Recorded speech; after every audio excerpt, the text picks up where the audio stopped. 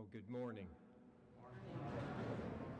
I cannot express deepest appreciation sufficiently for your attendance this morning as we collectively reflect and remember and demonstrate our respect for this day in history. I would ask if you'd be kind enough to stand as we have our hearts touched by the national anthem performed by Rachel Lipsky. If you will then remain standing for a moment of silence and prayer. Miss Rachel, please.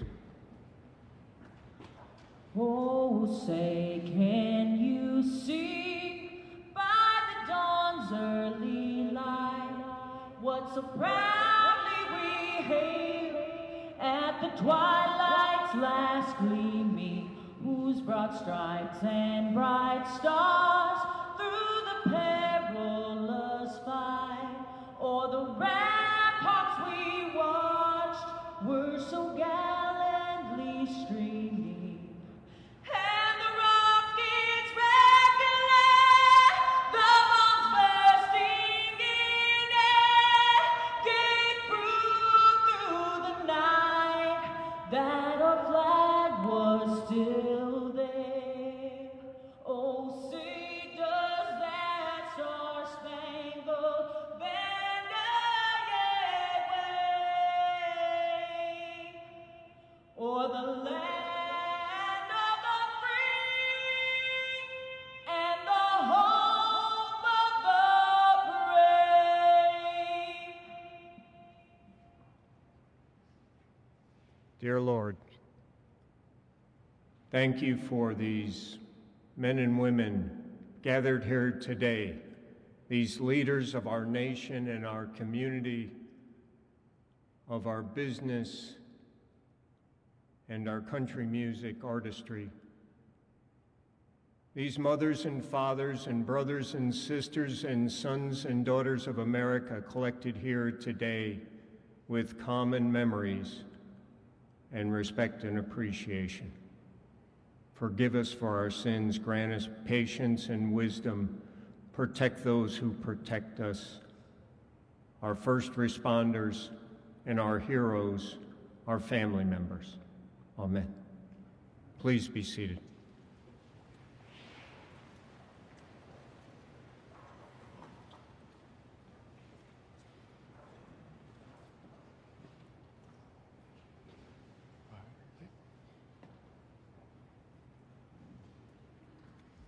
(0846), Flight 11 from Boston's Logan International Airport crashed into the World Trade Center, North Tower, with 92 passengers on board.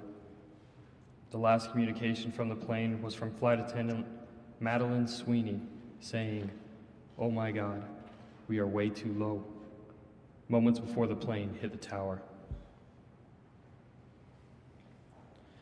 0903, Flight 175, also from Logan International Airport, crashes into the South Tower with 65 passengers on board. Last contact with the plane was from passenger's cell phone contacting their families. 0905, President George W. Bush learns of the attack while attending a second grade class reading lesson in Sarasota, Florida.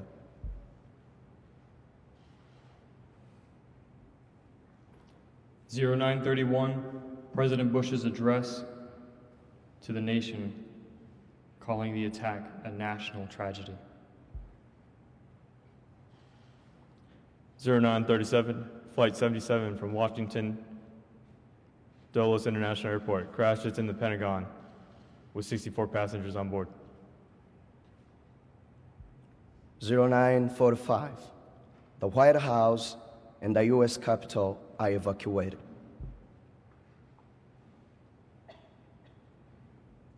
0957, passengers from the fourth flight start to fight back against the hijackers.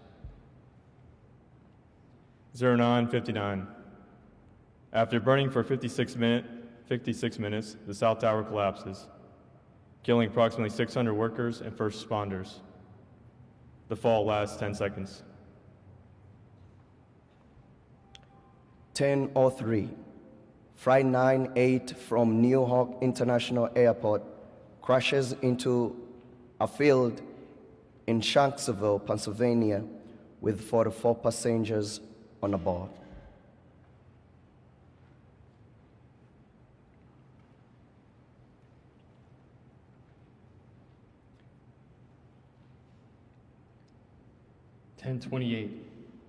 The North Tower collapses after burning for 102 minutes, killing approximately 1,400 people. 11:02, New York City Mayor Rudy Giuliani orders the evacuation of Lower Manhattan.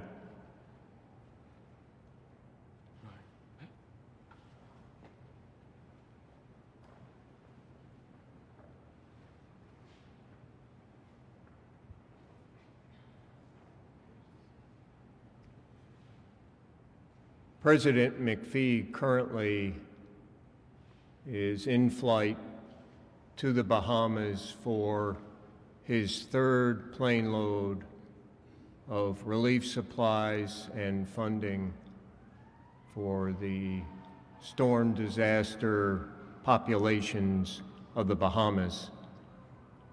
And that's why he's not here today. I pray that you'll take the time after the conclusion of this ceremony to talk to some of the people who are gathered here today, to ask them that question that we're all reflecting on right now was, where was I at this moment 18 years ago? Where was I? What was I doing? What was on my agenda, my day timer, my calendar to accomplish that day, and how this day changed our lives forever. If you know this community, you'll recognize that we have the senior leaders of the elected officials here. We have the Rutherford County Mayor, we have the Murfreesboro City Mayor, we have the Mayor of the City of Smyrna, we have the City Manager of the City of Murfreesboro, we have the Police Chief of Murfreesboro, we have business leaders and nonprofit organizations here, and the American Red Cross and the Heart Association. If you don't know them, you need to, because we all bond together in this community. I would like to ask the City Mayor of Murfreesboro to please come and offer some comments. It's my pleasure to be here today. I think last night we started reading through the news, and 18 years, every year we start going back, and it seems like we relive September 11th again. I want to start by saying, if you are a veteran, if you currently serve, if you'll please stand up. If you're an emergency service provider, either past or present, if you will please stand up. Let's give these men and women a round of applause. Thank you.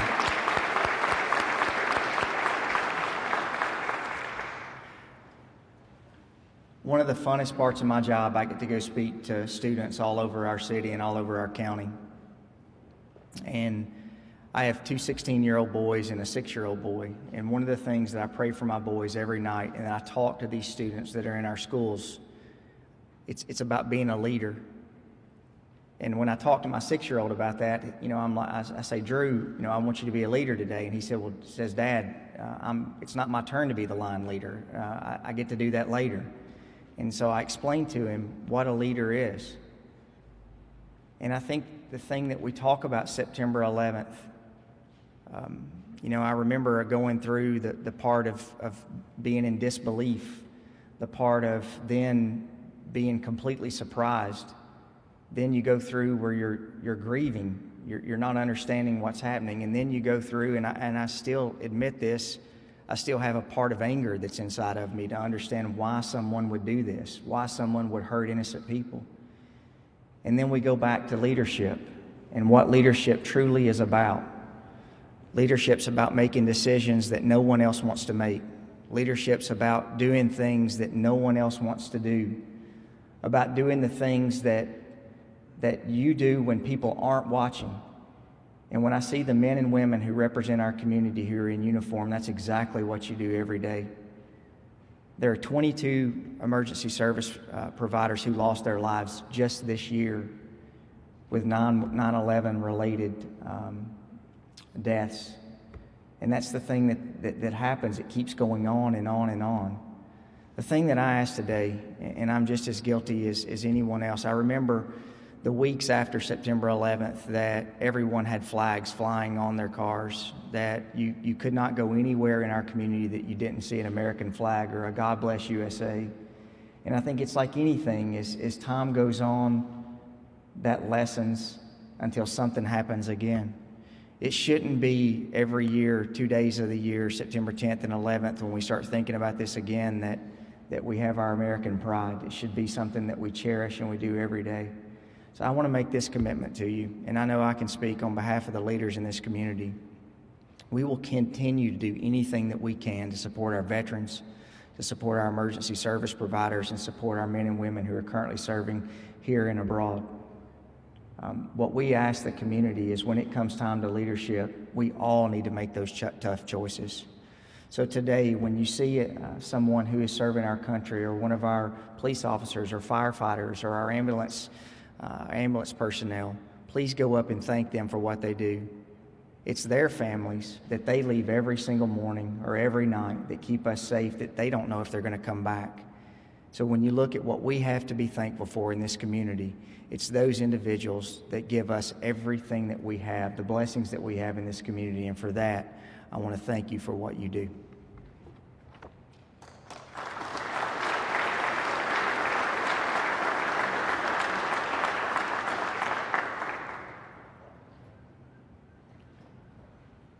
Thank you, Mayor McFarland.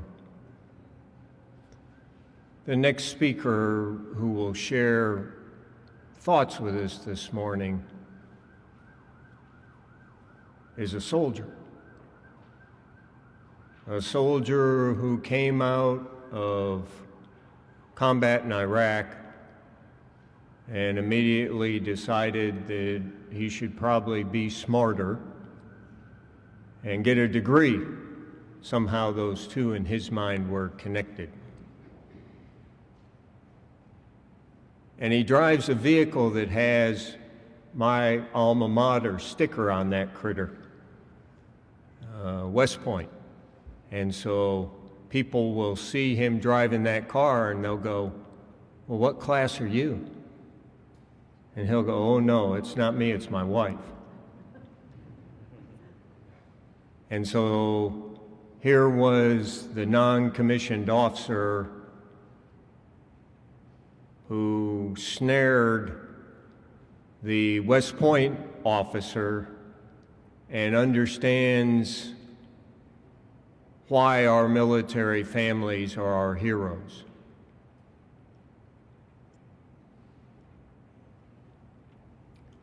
He then, with his newly found education, drew the attention of Governor Haslam, I suspect in a positive fashion, and became completely involved in what originally was known as the Tennessee Promise and the Drive to 55, and now serves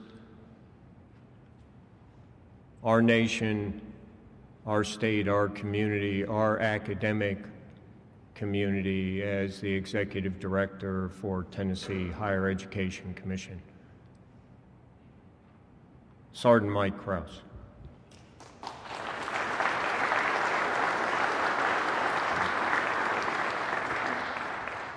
One really good way to make sure that your wife isn't impressed by any of your Army stories is to marry someone who went to West Point. I just want to tell you that. They don't carry me very far. One of the things that the mayor referenced just now that I want to start with, it really was that feeling that I think we all had that day of disbelief. But what I will tell you is there were one group of Americans who were not gripped by disbelief.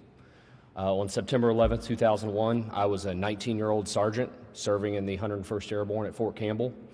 You would have been proud of your Army that day. As the nation kind of sat staring at TVs, we began packing. And in the weeks after, as a lot of Americans were wondering what was going to come next, we were training. And long before any Americans were aware, my unit began a covert operation to deploy Special Operations Forces to the theater of operation, who later became the Horse Soldiers. A few months later, I found myself, as part of a task force, deploying to the region surrounding Afghanistan. While going into any combat zone always entails a sense of fear and uncertainty, I will tell you the main thing that any soldier felt deploying after 9/11 was lucky. We felt lucky that we got to be part of the force that was going to go find the people that had struck our nation. The difference between the concept of combat and the reality, as many of the combat veterans in this room will tell you, though, is the first time you lose a soldier.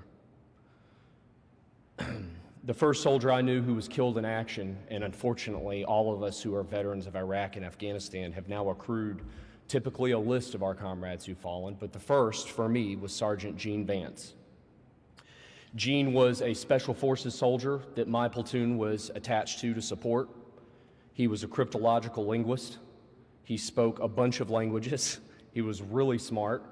And for those that don't know about what the U.S. Army Special Forces do, and General Huber certainly does, these are warrior diplomats. These are Mensa-level geniuses who are also incredibly tactically competent, and Gene really embodied that.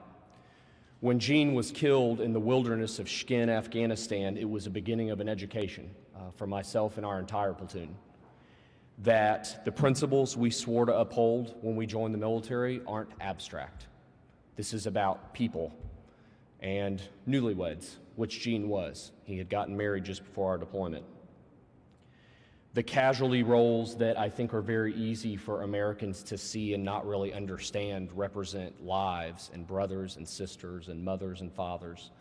And what I'm always reminded of when I think of Gene and the other soldiers I knew over the course of the last 20 years of war, I'm reminded of the scripture of Isaiah 6:8. Then I heard the voice of the Lord saying, "Whom shall I send, and who will go for us? And I said, Here I am, send me." I've always thought the ultimate rebuke of the evil that we saw on 9/11 is the good we've seen since, enduring. And whether it was the selflessness of policemen and firefighters running into a burning building, the resolve of our armed forces who will go literally anywhere our nation asks them to go willingly. When the firefighters were asked, "Whom shall I send?" they said, "Send me." And when Gene Vance was asked, "Whom shall I send?" he said, "Send me." There's a generation on this campus as we speak that actually was not alive, was not born on 9/11. And as we try to impart to them what this day means to us, those of us who lived through it, those of us who have fought since, I hope they'll remember a few things. I hope they'll remember a bunch of Americans just doing the most American thing that day. They were going to work to support their families. They never asked to go to a war zone, but a war zone came to them that day. I hope they'll remember Gene Vance. I hope you'll go Google Gene after this ceremony and remember him. And unfortunately, history tells us that this young generation will probably have a moment where they hear our nation's call.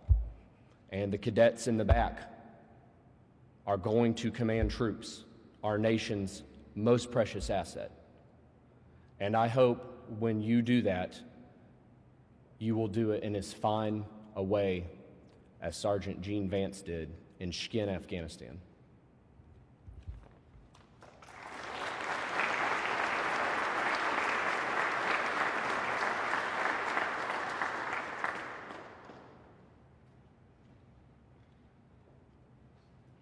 For all of us, not restricted or limited to those of us who have worn the cloth of the armed forces of the United States of America, but all of us have those reflections of people who were lost, who were injured on that day specifically, as well as in the actions that followed. I was with 5,000 men and women in the final preparations to go to Kosovo, where I would have the privilege to be in command of the U.S. forces in Kosovo. And when they grounded all my aircraft, I didn't understand because I was in an isolated area undergoing these final preparations. Now, my daddy flew P-38s in World War II for the Army Air Corps, so I grew up around pilots. So I'm walking into a briefing and my aide goes, an aircraft just hit one of the Twin Towers. And I'm going, boy, pilots don't fly into buildings. And I came out of that international press conference and my aide said, a second aircraft has struck. And I go, we're at war. And I immediately asked my chaplain and my personnel officer to gather the people out of my task force that were with me that had family in New York City, and to try and get them into communication with that.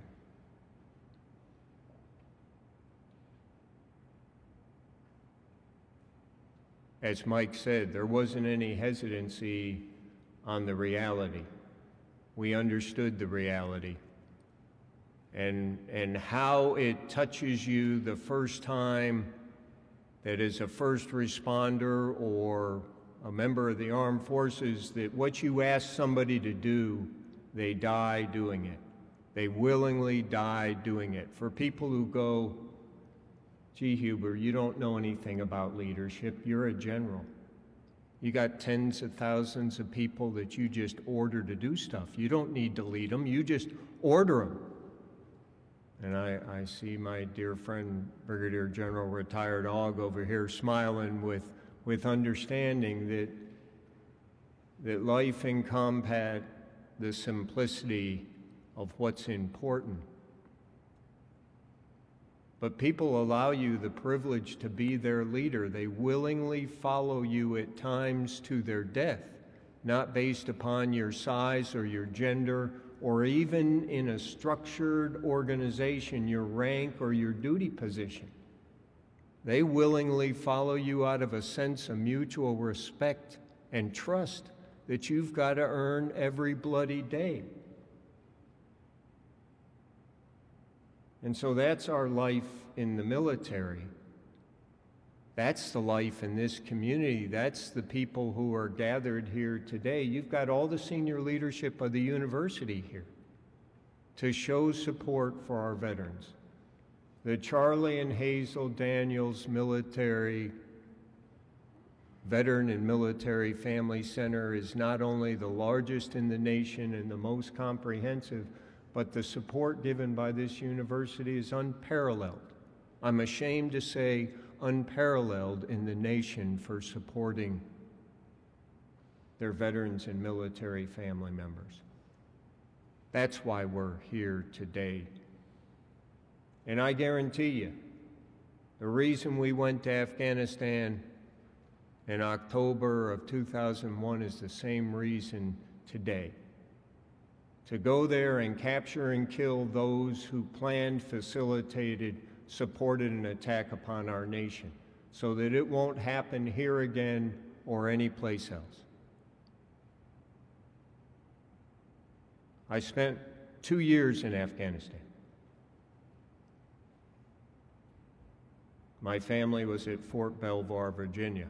People would come by my house after they saw me in Afghanistan. Secretary of State, Secretary of Defense, Chairman of the Joint Chiefs, Chief of Staff of the Army. They'd come by my house and say to my wife, hey, I saw your soldier in Afghanistan. A little dirty, a little tired, a little crumpled, doing a great job. Can't tell you what he's doing. God bless you. Thank you for your sacrifice. And then they'd look at my little girl, Alexis Ann. And they'd go, where's your daddy? Afghanistan. And so many people then said, oh, I'm sorry. And Alexis looked at her mom and she said, Mommy, why are they sorry? Daddy's a soldier. He's taking care of the bad guys. He's keeping us safe. Why are they sorry? And then the next question would be, well, when's he coming home? He left when I was 5. He'll be home when I'm 7. I've been gone about 20 months, and one day she looks at her mom and goes, Mommy, when's Daddy coming home? How many more bad guys can there be? And nobody wanted to look her in the eye and go, unfortunately, there's an unlimited supply of evil people who would attempt to steal our freedoms and harm our families. That's our reality.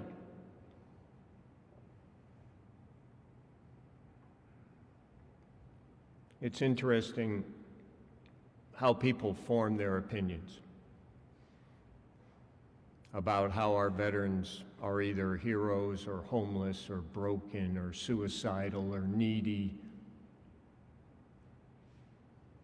In the 38 years I've been privileged to wear this uniform, I'm not either of those.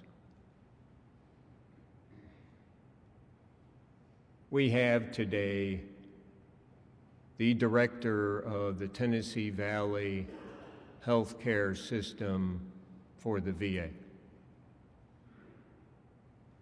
A proud sailor, even on Army-Navy game days. A Navy captain, spelled the appropriate CAPT retired fashion, 06 full colonel equivalency, married to another military spouse in the Coast Guard, 06. So understands the sacrifice as service member and spouse to a service member, and the uncertainty in the sacrifice and the separations. And for people who say, gee, the VA doesn't care, don't say it around me. Because I know the senior leadership and I know that they care. And today we've got leaders from the VA healthcare system and from the benefits. Travis, thank you for being here. And they're always here. They are always here to support our veterans and their family members. Ladies and gentlemen, Navy captain, retired, director, my friend Jenny Vedro-Berry.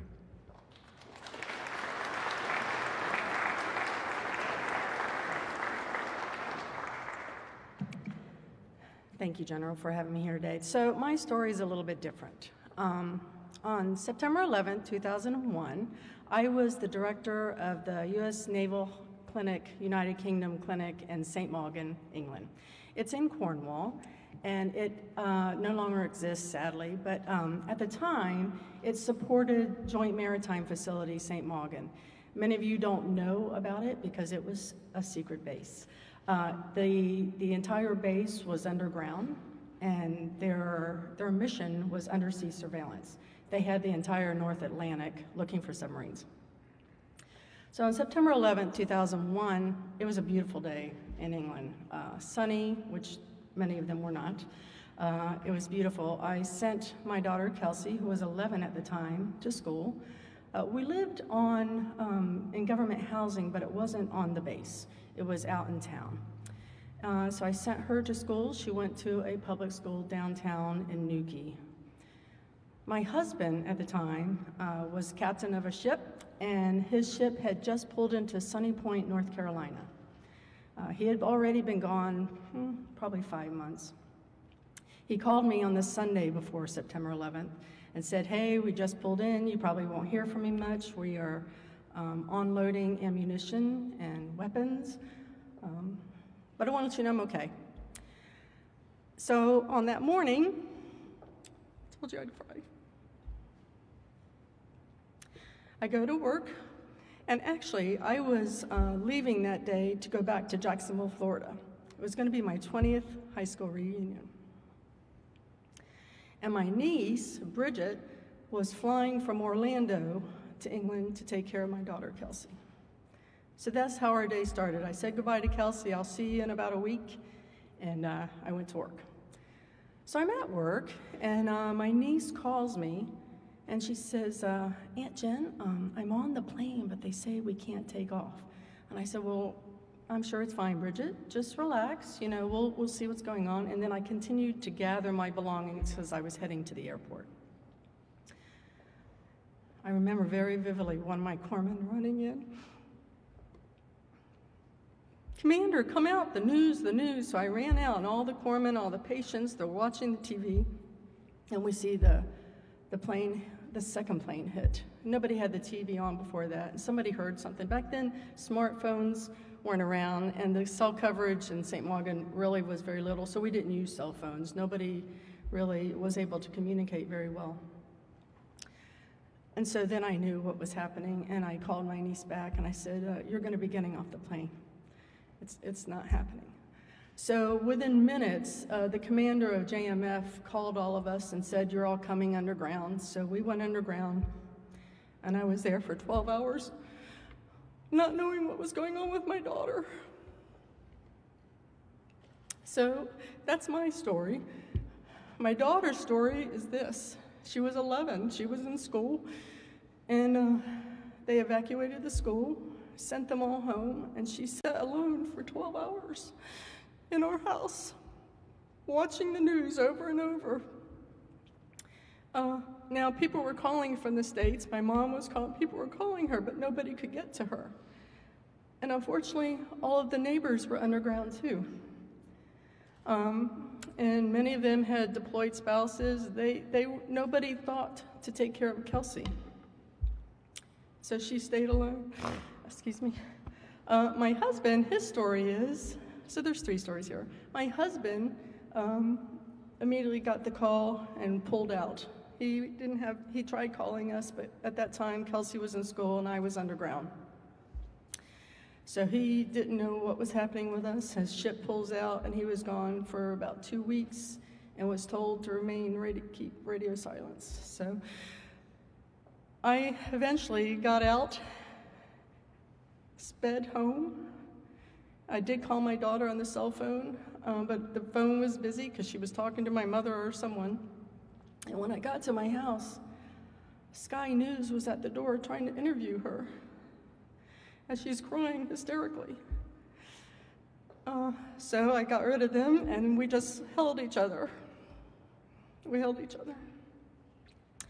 And so that was just the beginning of a nightmare, because I knew what was going to happen. I knew that I would, again, not see my husband for many months, because he was going to the effort.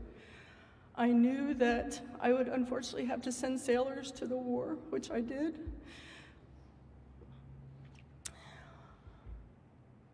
And so that's how, your life changes. I went to command a few years later, and I lost 6 sailors that I had to send, that I had to decide, you're the ones going. And as the general, that is really something you never get over. But they went willingly. None of them said no. They said aye, aye, and they went.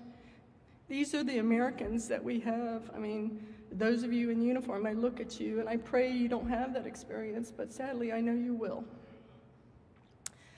So today really is a celebration. It's a celebration of the American spirit, that we could have cowered to the enemy. We did not. And today I ask and I pray, and as I watch the news and I see how divided our country has become, I ask that we stop the division. And we think about this day 18 years ago when we were united. So thank you all for this opportunity, and may we all have a blessed and a safe day. Thank you.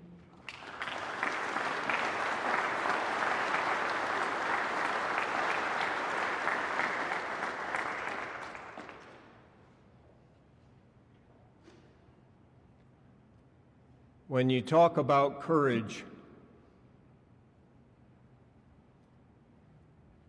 We all have different definitions of that word. To me, we've just witnessed courage. And when our society seems to have lost their civility,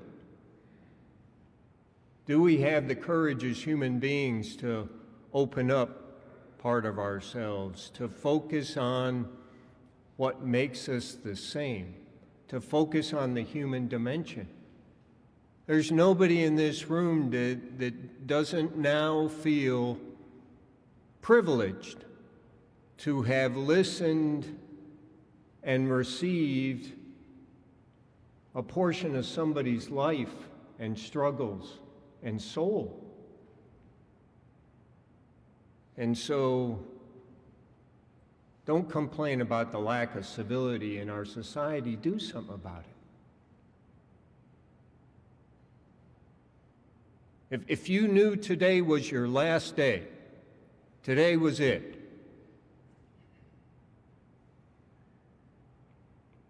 who would you call?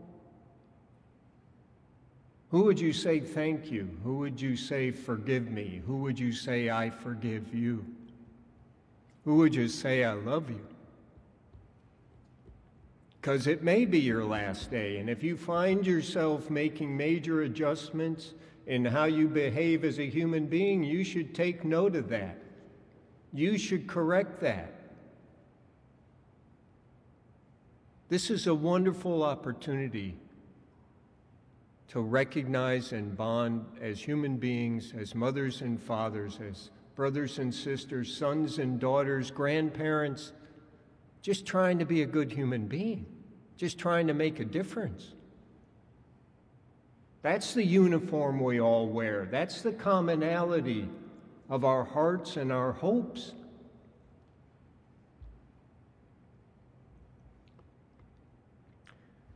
Sir, I will ask you in a moment to perform the saddest sound I know in respect.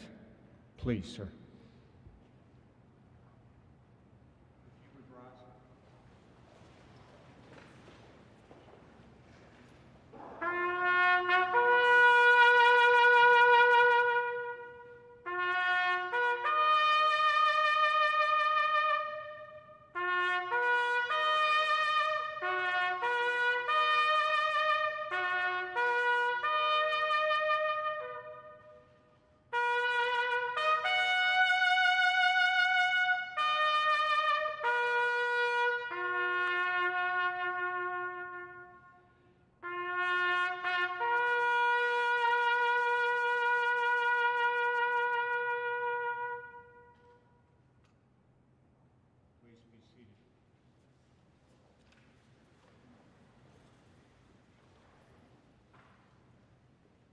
Thank you, sir.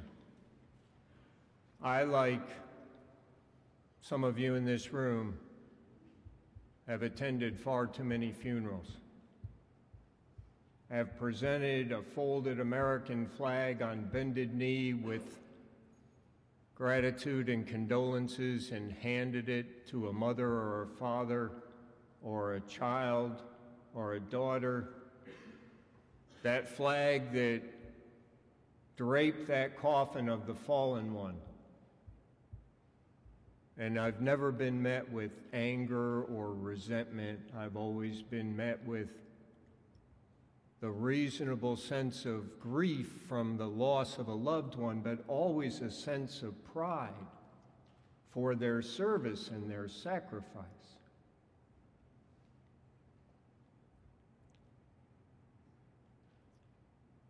I want to conclude this official remembrance, and I would ask a few more moments of your attention, because I would like to recognize in our presence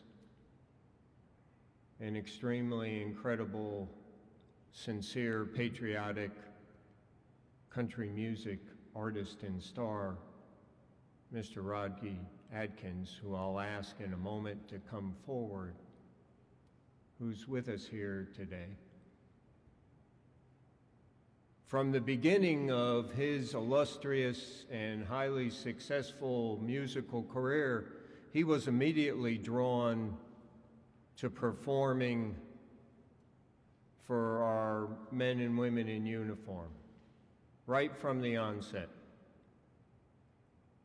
Immediately went to Marine Corps bases and performed, and as I originally told Charlie Daniels, I mean, the magic of music, and Rachel has been on USO tours, but to have that brief moment of music in a combat zone where you experience the darkest of moments, and then to find yourself captivated and encapsulated and protected by the music for a brief moment, it brings you home. And how powerful that is. And Rodney not only played on 4 extended USO trips all over Europe, and then into Kuwait, and then into Afghanistan, but he's traveled the States, he's been to Walter Reed, he's been back to Marine Corps bases where previously he recognized people. Now 2-3 years later. He's been in those hospitals when the precious family members have come and for the first time realized the physical tolls of war. And he's been there to comfort them with his song and with how genuine of a person he is. So with your permission, I'd like to ask Rodney to come up and say a few words to us.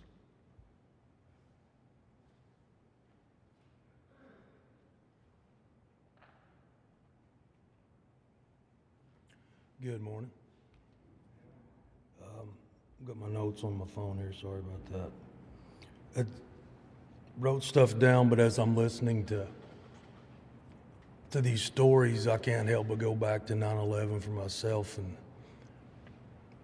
I have a son that will be 18 the 28th of this month. So 9/11, I remember thinking, what kind of a world am I bringing a son into? And I'll never forget the feeling of, over the next days and weeks and months, realizing we're bringing him in to the greatest country in the world, as you saw people coming together.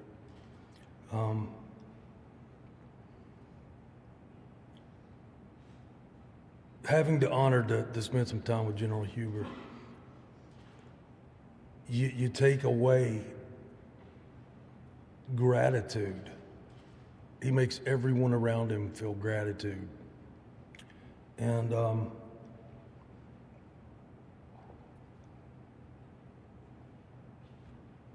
speaking of Charlie Daniels,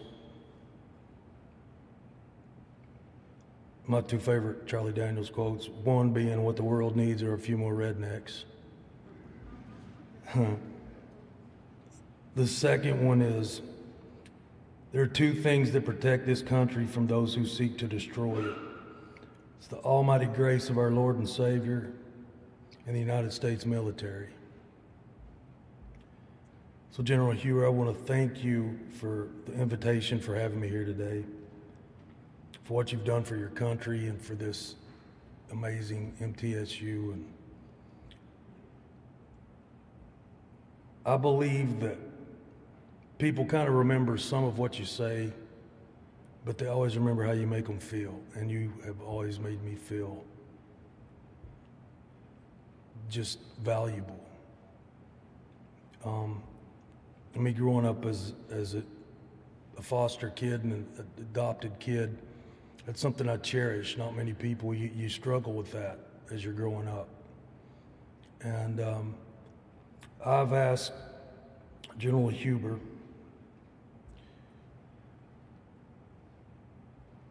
to allow me to contribute my time to hold a benefit concert right here at MTSU in Murphy Center to raise money to support both the Daniels Center and Operation Song, which is a nonprofit group that helps veterans express their feelings and emotions through songwriting with award-winning songwriters.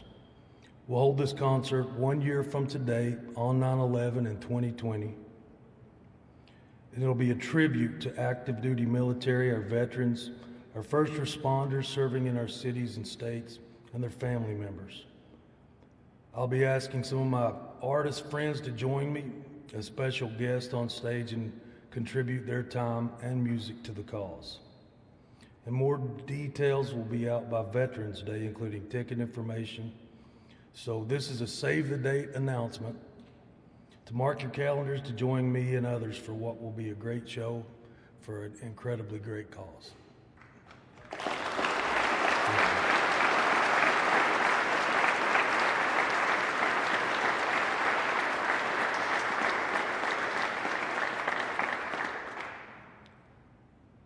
Ladies and gentlemen, thank you for your attendance and your service to our nation and community.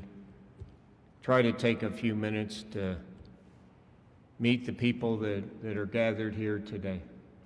This concludes our presentation. Thank you very much.